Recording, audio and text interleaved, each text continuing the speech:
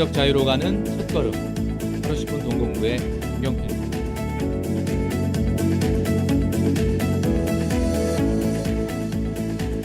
여러분 반갑습니다. 오늘 이 시간에는 경제 성장률과 GDP 무엇을 의미하는 것인가 라는 내용으로 말씀드리겠습니다. 시작하기 전에 먼저 구독과 좋아요, 알람 버튼까지 눌러주시면 좋겠습니다.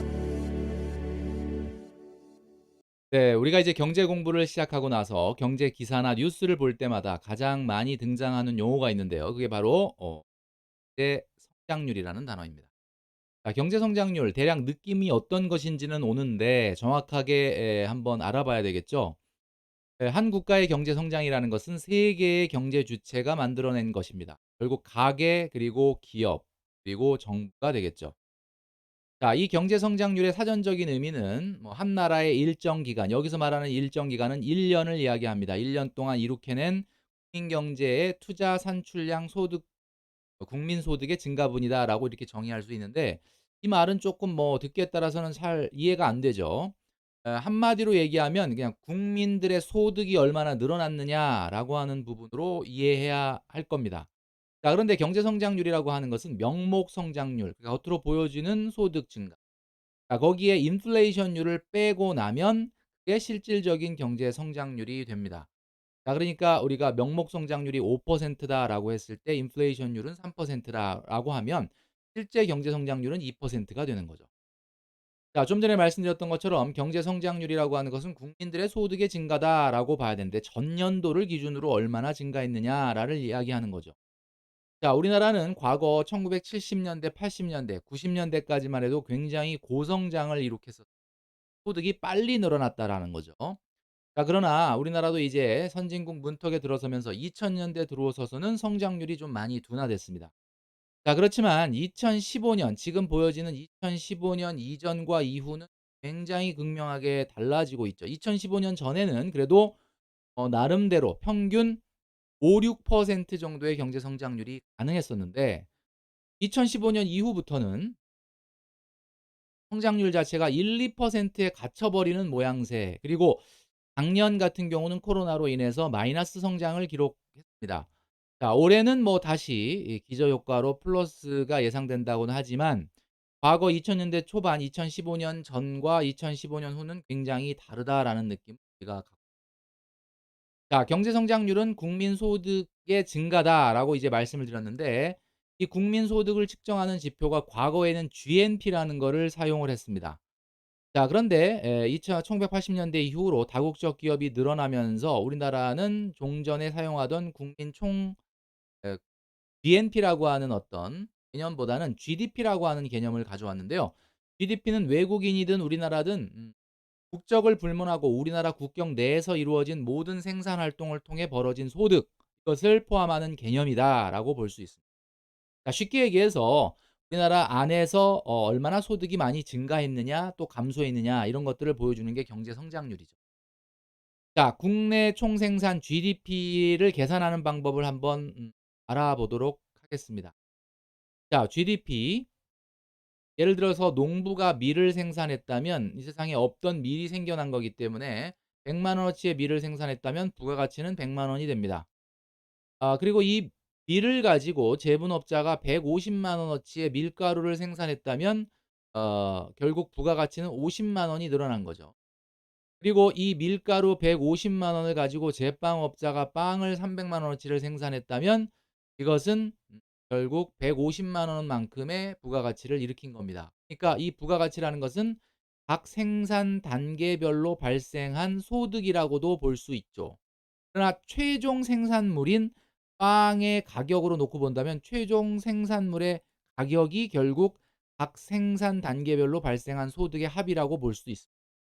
자, 그러니까 GDP라고 하는 것은 근로자에게는 월급인 소득이 될 것이고 자영업자나 기업에게는 비용을 제외한 순이익이 됩니다. 이것을 다 더하면 이제 국내 총생산인 GDP가 되는 거죠. 오늘 그러니까 완제품의 최종 가격일 수도 있고 각 생산 단계별로 발생한 소득의 합일 수도 있는 거다라는 거죠. 쉽게 얘기하면 오늘 자동차 회사에서 3,500만 원짜리 차를 하나 판매했다면 3,500만 원만큼 GDP가 성장한 겁니다. 그리고 오늘 미용사가 5만 원 어치의 뭐 예를 들면 서비스 파마를 했다. 그러면 5만 원만큼의 GDP가 증가한 거죠. 자, 이렇게 국내에서 생산되는 모든 대화나 서비스의 최종 가격의 합일 수도 있고, 생산 단계별로 발생한 부가가치일 수도 있고, 생산 단계 주체별의 소득의 합일 수도 있는 겁니다. 자, 그러나 이것은 국민 순소득의 개념이지만 아쉽게도 경제 상황을 다 보여주는 것은 아니다. 결국 왜 그러냐면 이 국민 순소득 개념이긴 하지만 그것이 총량 개념이기 때문에 그렇습니다. 총량 개념. 그러니까 한마디로 말해서 반의 평균 점수가 한 학생의 성적을 보여주고 있지는 않는 것처럼, 마찬가지로 총량 개념이라 경제의 모든 면을 보여주지 못. 그래서 보조 지표로 우리는 지니 계수라는 것을 자주 언급을 하죠. 자, 지니 계수는 소득 분배 지표 중에 하나인데요. 빈부격차나 계층 간의 소득의 불평등의 정도를 보여주는 지표다. 그래서 이것이 0 이다 그러면 완전 평등이고, 이게 1 이다 그러면 완전 불평등이다라고 볼 수. 그러나 여기서 우리가 착각하면 안 되는 것이, 자본주의 시장 경제에서의 불평등은 어쩔 수 없이 발생할 수밖에 없는 내용입니다. 당연히 인제 불평등이 있을 수밖에 없는데, 문제는 지니 계수가 보여주고자 하는 것은 불평등의 정도가 어느 정도로 심하냐 심하지 않냐를 보여주는 거죠. 자, 우리나라는 0.339, 2019년 자료로 하면 그렇게 보여지고 있는데요. 이게 불평등 지수가 높은 건지 낮은 건지 좀 감이 안 오시죠?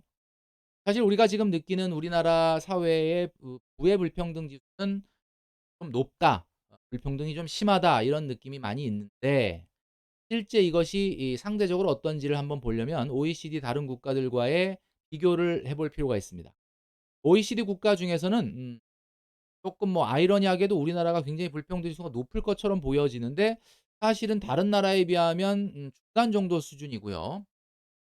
숫자를 보면 지금 프랑스와 독일, 그러니까 프랑스는 특히 진보적 경제를 주창하는 그런 국가인데, 약간 그런 국가인 프랑스 그리고 독일과 비슷한 수준이기 때문에 뭐 좀 아이러니하고 이해는 좀 안 가지만, 우리나라가 뭐 상대적으로는 그렇게 불평등 지수가 선진국보다 더 높다라고 보기는 어렵다라는 거죠.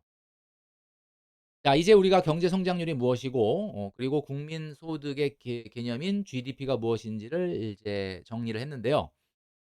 국가별 경제 규모인 이 GDP를 알아야 앞으로 우리가 경제 기사를 본다든지 경제 뉴스를 봤을 때 숫자적인 감각을 익힐 수가 있습니다. 그래서 GDP 총량이 어느 정도 되는지를 한번 살펴보도록 할 텐데, 우리나라는 세계 GDP 총량으로 10위.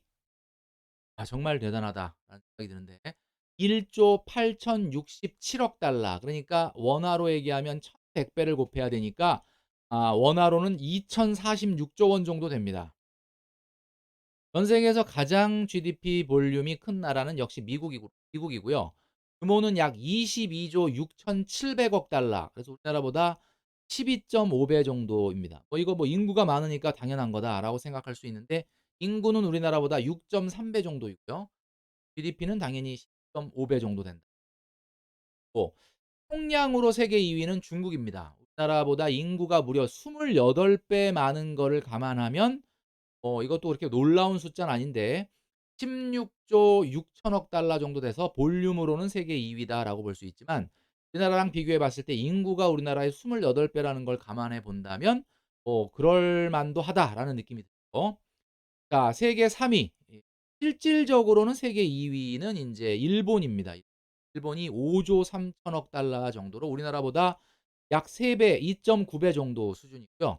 인구는 2.4배 정도 수준이다라고 볼 수 있습니다.